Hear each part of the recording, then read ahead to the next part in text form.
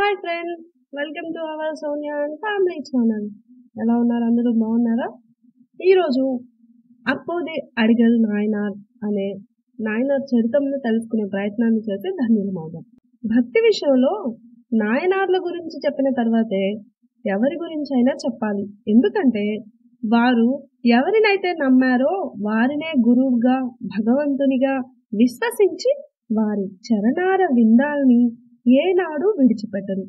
గురువు ఎదురుగా ఉండనక్కర్లేదు, పరోక్షంగా ఉన్నా ప్రత్యక్షంగా ఉన్నట్టే భావించి చేసే పనేదైనా గురువు సూచన మేరకే చేస్తున్నానని చేసుకుపోతూ ఉంటారు. గుడ్డిగా అలా చేసుకుపోవడమే కాదు, తప్పకుండా ఆ పనిలో విజయం సాధిస్తారు కూడా. ఎందుకంటే గురువుపై వారికున్న దృఢమైన నమ్మకం, అచంచలమైన విశ్వాసం అలాంటివి. మరి ఆ కోవకు చెందినవాడే అప్పుడి నాయనారు. గురుభక్తి విషయంలో ముందుగా ఇతని పేరు చెప్పి మరొకరి పేరు చెప్పాలి. అతనికున్న గురుభక్తి నిరుపమానమైనది. అంతేకాదు మహాశివభక్తుడు. గృహస్థుగా తన ధర్మాన్ని బాధ్యతతో నిర్వహిస్తూనే శివారాధనలో ఎక్కడా లోటు చూపించేవాడు కాదు. ఇంతకీ అతను చోళదేశం తొంగలూరులోని ఒక విప్ర కుటుంబంలో జన్మించాడు. ఒక సందర్భంలో అప్పుది తిరునావుక్కరసు, ఆయననే వాగీసుడు, అప్పార్ గురించి, ఆయన విశిష్టతను గురించి విన్నాడు. అంతే, అప్పార్ను ఇప్పటికీ కూడా అతను చూడలేదు. అయినప్పటికీ అప్పారే తనకు గురువుగా మదిలో నిర్ణయం చేసేస్తున్నాడు.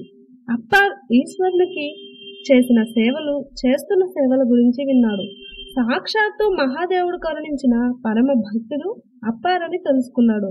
పల్లవరాజు అప్పార్ను శిక్షించినట్టు అందులో భాగంగా అప్పార్ను బండరాయికి కట్టి సముద్రంలో పడవేశానని, ఈశ్వర కటాక్షంతో బండరాయి సముద్రంలో తేలుతూ అప్పార్ను తీరాన్ని చేర్చిందని విన్నాడు.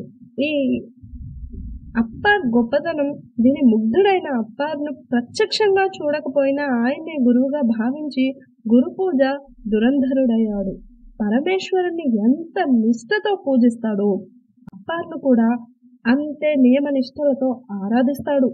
అప్పుది అప్పార్పై ఎంత నమ్మకం పెంచుకున్నాడంటే తనకున్న ఇద్దరు కుమారులకు పెద్ద వాగీసుడు, చిన్న వాగీసుడని కూడా పేర్లు పెట్టుకున్నాడు. అంత గొప్ప విశ్వాసంతో, నమ్మకంతో గురువుగా భావించి పూజిస్తున్నాడు తన మదిలోనే అని చెప్పాలి. అంతేకాదు ఇంటిలో వాడుకునే వస్తువులకు, ఇంట బయట తవ్వించిన నూతులు, తటాకాలు, తోటలకు, సత్రాలకు కూడా అప్పార్ పేరే పెట్టుకున్నాడు. అంతేనా, అప్పుది చేసే ప్రతి ధర్మకార్యం ఆయన పేరు మీదే చేసేవాడు. ఇలా ఉండగా ఒకనాడు తిరునావుక్కరసు తిరుప్పహనంలోని పరమేశ్వరుణ్ణి పూజించుకొని అక్కడి నుండి తిరుంగలూరు శివాలయానికి బయలుదేరాడు. మధ్యలో అప్పారుకు ఒక జలాశయం కనిపించింది. దానికి తన పేరుండడం చూశాడు. ఆశ్చర్యపోయాడు. అక్కడున్న బాటసారులను అడిగి, ఏమిటి అప్పార్, ఎవరు? ఇవన్నీ అతని పేరు మీద కట్టించింది ఎవరు అని అడిగాడు. అందుకు వారు, అయ్యా, ఇవన్నీ అప్పుది నాయనార్ నిర్మించాడని, ఆయనకు అప్పారంటే ఎనలేని భక్తి అని తెలియజేశారు. ఆ మాటలు విని విస్తుపోయాడు అప్పార్. ఎలాగైనా అప్పుదిని కలుసుకోవాలని, అతని ఇంటికి వెళ్ళాలని అనుకుని అక్కడికి వారిని అప్పుది ఇంటి చిరునామా తెలుసుకుని అక్కడికి బయలుదేరాడు. విస్మయంతో అప్పుడి నాయనార్ దగ్గరకు వెళ్ళాడు. మొత్తానికి అప్పార్ అప్పుది నాయనార్ ఇంటికి వెళ్ళి గుమ్మంలో నిల్చున్నాడు. రూపంలో శివభక్తునిగా కనిపిస్తుండడంతో అప్పుది ఆ శివభక్తుని వినయంగా లోనికి ఆహ్వానించాడు. అప్పుడు అప్పార్ అప్పుదితో, అయ్యా, మిమ్మల్ని గురించి, మీ మంచి పనుల గురించి ఇక్కడ చాలా మంది చెబుతుంటే విన్నాను. మీకు నా నమస్కారాలు అందచేద్దామని వచ్చాను. ఇదేమిటి వింతగా, మీరు చేసే ధర్మకార్యాలన్నింటికీ మీ పేరు లేక దైవం పేరు పెట్టుకోకుండా వేరెవరి పేరే పెట్టారెందుకు? కారణమేమైనా ఉందా అని ప్రశ్నించాడు. అతి సామాన్యంగా, అమాయకంగా అప్పార్ అడిగేటప్పటికీ అప్పుదికి కొద్దిగా కోపం వచ్చింది. అయినప్పటికీ తమాయించుకొని, మిత్రమా, నీవు శివభక్తునివిగా కనిపిస్తున్నప్పటికీ వాగీసుని గురించి నీకేమీ తెలియనట్టుంది. పల్లవరాజు ఆయన్ని ఎన్ని బాధలు పెట్టినప్పటికీ ఈశ్వర కృపతో ఆ శిక్షల నుండి బయటపడ్డ మహానుభావుడు. అంతేకాదు అప్ప శైవ మతోద్ధరణకు ఎంతగా కృషి చేశాడో నీకు తెలియదా? రాజు అతన్ని బండకు కట్టి సముద్రంలో పడవేసిన సంగతి, రాయి ఎలా తేలి అప్పార్ను ఎలా తీరానికి చేర్చిందో వినలేదా? ఇంతకీ అసలు నువ్వెవరని అడిగారు అప్పోది. అప్పోదికి అప్పార్పై ఉన్న గురుభక్తి తత్పరతకు అప్పార్ చలించిపోయాడు. దాంతో అప్పోదితో, మిత్రమా, మీరింతవరకు పొగిడిన ఆ దౌర్భాగ్యాన్ని నేనే.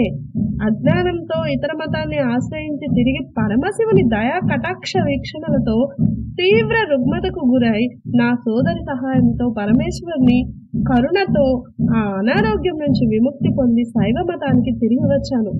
అల్పుడను అప్పార్ను నేనేనని అప్పారు అప్పోదికి తెలియజేశాడు. అప్పార్ గొప్పతనాన్ని శ్లాఘిస్తుంటే అప్పార్ మాత్రం తన తప్పుల గురించి చెప్పుకుంటున్నాడు. గొప్పవారి లక్షణం ఇలానే ఉంటుందనడానికి అప్పారే సాక్ష్యం.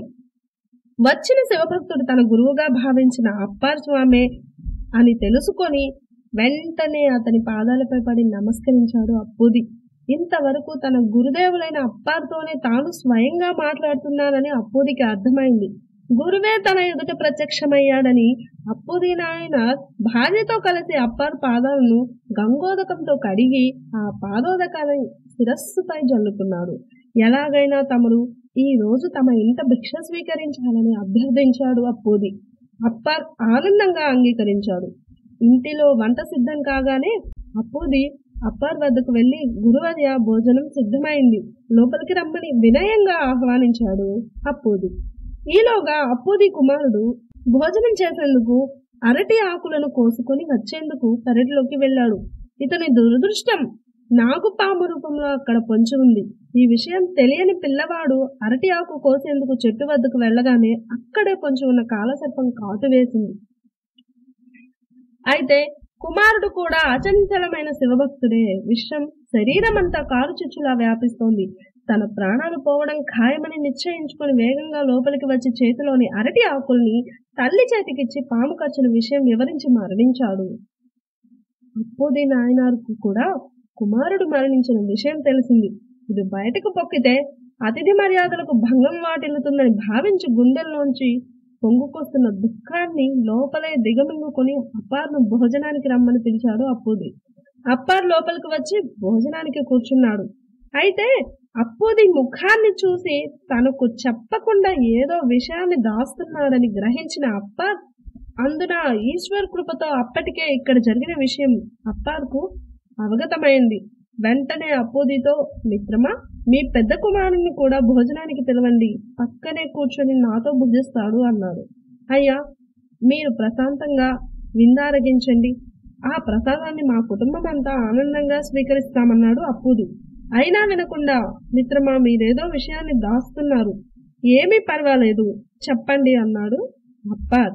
అప్పూది తల వంచుకొని విచారంగా, నా కుమారుడు ఇప్పుడు రాలేని స్థితిలో ఉన్నాడు, కాబట్టి మీరు దయగంచి ఆహారం స్వీకరించండి అని వేడుకున్నాడు. వెంటనే అప్పార్ కూర్చున్న చోటు నుంచి లేచి కుమారుణ్ణి పడుకోబెట్టిన గదిలోకి వెళ్ళాడు. చాపలో చుట్టిన అతని శవాన్ని చూసి, అయ్యో, ఎంత పని చేశావు మిత్రమా, విచారించుకు అంటూ అప్పార్ వెంటనే అప్పుడి నాయనారుతో కుమారుని దేహాన్ని శివాలయానికి తీసుకురమ్మన్నాడు. అప్పూది, ఆతిథ్యానికి ఆలస్యం అవుతుంది స్వామి, భుజించి తర్వాత వెళ్ళవచ్చన్నారు. అప్పార్ వినకుండా చెప్పిన పని చేయమన్నాడు. చేసేది లేక అప్పూది అప్పార్ చెప్పినట్టు కుమారుడు మృతదేహాన్ని శివాలయానికి తీసుకువెళ్లి గర్భాలయం ముందు పడుకోబెట్టాడు. వెంటనే అప్పార్ పరమేశ్వరుణ్ణి ఒక కీర్తనతో స్తుతించాడు. ఈశ్వర, కాలకూట విషాన్ని అమృతతుల్యంగా కంఠంలో ఉంచుకున్న నీవు పాము కాటుకు బలై మరణించిన బాలుణ్ణి బతికించలేవా? నిన్నే నమ్ముకున్న భక్తులకు అన్యాయం చేయడం సమంజసమేనా అంటూ చేతిలోని విభూది శవంపై చల్లాడు అప్పార్. అంతే, నిద్రలో నుంచి లేచినట్టు అప్పూది కుమారుడు దిగ్గున లేచి కూర్చున్నాడు. అయితే తల్లిదండ్రులు మాత్రం అతిథి భోజనానికి చాలా ఆలస్యమైందని బాధపడ్డారు. తరువాత అంతా కలిసి ఆనందంగా అప్పూది ఇంటికి వచ్చారు. అప్పార్, అప్పూది అతని కుమారులతో పాటు ఆతిథ్యాన్ని స్వీకరించాడు. తర్వాత అప్పోది ఇంట్లో కొన్నాళ్ళుండి అతనితో పాటు ఇక్కడ శివుణ్ణి సేవించుకుంటూ కొంతకాలము గడిపారు. అప్పార్ ఇక్కడ ఉన్నన్నాళ్ళు అప్పోది అతన్ని ఈశ్వరునికి ప్రతిరూపం మాదిరిగానే భావించి అప్పార్ను పూజించేవాడు. అప్పోది గురుభక్తి కారణంగానే అతనికి అంత్యదశలో పరమేశ్వరుని సన్నిధి లభించింది. ఈ విధంగా అప్పోది తన గురుభక్తిని చాటుకున్నాడు. తర్వాత వీడియోలో తిరునీలనక్క నాయనార్ అనే నాయనార్ చరిత్రను తెలుసుకొని ధన్యులమవుదాము.